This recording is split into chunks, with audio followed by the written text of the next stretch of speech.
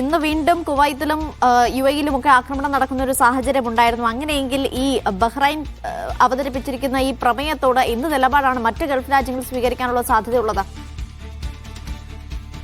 അനീഷ, ഇതൊക്കെ നയതന്ത്ര തലത്തിൽ തന്നെ ഈ പ്രശ്നങ്ങൾ പരിഹരിക്കപ്പെടണമെന്ന് മിക്ക ഗൾഫ് രാജ്യങ്ങളും വ്യക്തമാക്കുന്നുണ്ട്. പക്ഷേ അതേസമയം തങ്ങളുടെ പരമാധികാരത്തിന് നേരെ പിന്നിട്ട കുറേ ആഴ്ചകളായി തന്നെ ഇറാന്റെ ഭാഗത്ത് വരുന്ന ആക്രമണങ്ങളെ അതിനോടുള്ള ശക്തമായിട്ടുള്ള വിയോജിപ്പും എതിർപ്പും ഖത്തർ ഉൾപ്പെടെയുള്ള രാജ്യങ്ങൾക്കുണ്ട്. അതുകൊണ്ടാണ് ഒരു മധ്യസ്ഥ നീക്കവുമായിട്ട് തങ്ങൾക്ക് യാതൊരു താല്പര്യവും ഈ ഘട്ടത്തിൽ അതിൽ പങ്കുവയ്ക്കാൻ സാധിക്കുകയില്ല. കാരണം തങ്ങളും ഇതിന്റെ ഇരകളാണ് എന്ന ഒരു പ്രഖ്യാപനം ഖത്തർ ഉൾപ്പെടെയുള്ള രാജ്യങ്ങൾ നടത്തിയത്. അതുകൊണ്ട് ഒരു വലിയ ധർമ്മസംഘടന ഈ രാജ്യങ്ങളൊക്കെയും നേരിടുന്നുണ്ട്. കാരണം ഈ മേഖലയെ വലിയ തോതിൽ തന്നെ ആപൽക്കരമായിട്ട് യുദ്ധം പ്രയാസം സൃഷ്ടിക്കുന്നുണ്ട്. അപ്പോൾ അത്തരമൊരു ഘട്ടത്തിൽ ഈ ഹോർമസ് കടലിടുക്കിന്റെ പൂർണ്ണമായിട്ടുള്ള സ്വാതന്ത്ര്യം വീണ്ടെടുക്കണമെന്ന ഒരു പ്രഖ്യാപിത നിലപാട് ഈ രാജ്യങ്ങൾക്കൊക്കെയുണ്ട്. പക്ഷെ അതിന് ഈ സൈനികമായിട്ടുള്ള നടപടി കൊണ്ട് പരിഹാരമാകില്ല എന്ന കൃത്യമായിട്ടുള്ള തിരിച്ചറിവുമുണ്ട്. അതുകൊണ്ട് കുറെ കൂടി ഇപ്പോൾ പുറമേക്കൊക്കെയും മറ്റ് പല പ്രതികരണങ്ങളും പല രാജ്യങ്ങളും സൗദി അറേബ്യ ഉൾപ്പെടെയുള്ളവ നടത്തുന്നുണ്ട് എങ്കിൽ പോലും പരോക്ഷമായിട്ട് ഈ പ്രശ്നങ്ങൾ തീർക്കാൻ മധ്യസ്ഥ രാജ്യങ്ങൾ ചൈനയും റഷ്യയും അതോടൊപ്പം തന്നെ ഫ്രാൻസ് ഉൾപ്പെടെയുള്ള രാജ്യങ്ങളുമായൊക്കെയും നിരന്തരമായിട്ടുള്ള സമ്പർക്കം ഈ രാജ്യങ്ങൾ പുലർത്തി വരുന്നതായിട്ടാണ് ഏറ്റവും അവസാനം റിപ്പോർട്ടുകൾ സൂചിപ്പിക്കുന്നത്.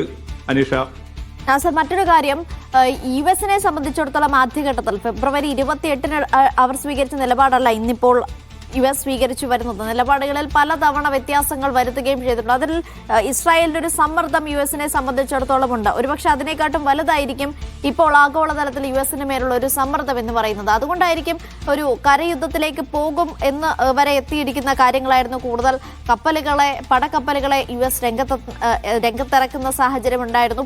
യുഎസിനിടയിൽ തന്നെ ഒരു ആശയക്കുഴപ്പം ഇപ്പോഴും നിലനിൽക്കുന്നുണ്ടോ രാസാർ?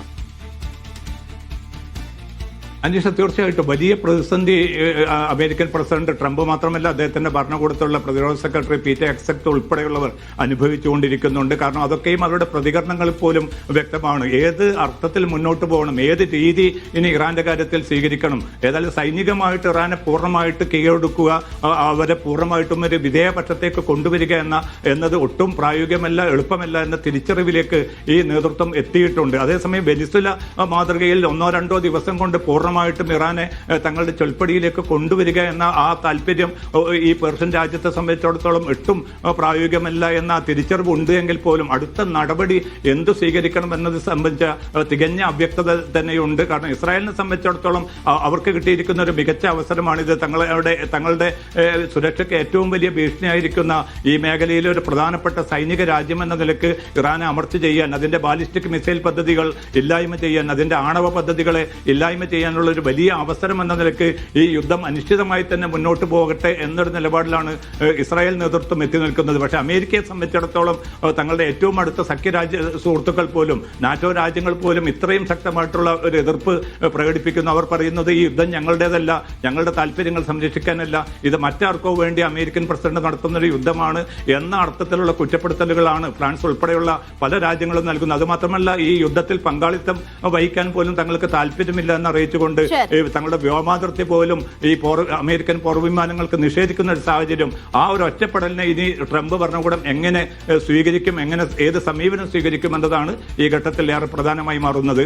അനീഷ, ഏതായാലും ബഹ്റൈൻ പ്രമേയം അവതരിപ്പിച്ചിട്ടുണ്ട്. ഇനി മറ്റു രാജ്യങ്ങൾ അതിനോട് എന്ത് നിലപാടായിരിക്കും സ്വീകരിക്കുക എന്നുള്ളതാണ് കാത്തിരുത്ത് കാണേണ്ടത്. സിനാസനാണ് വിവരങ്ങൾ നൽകിയത്.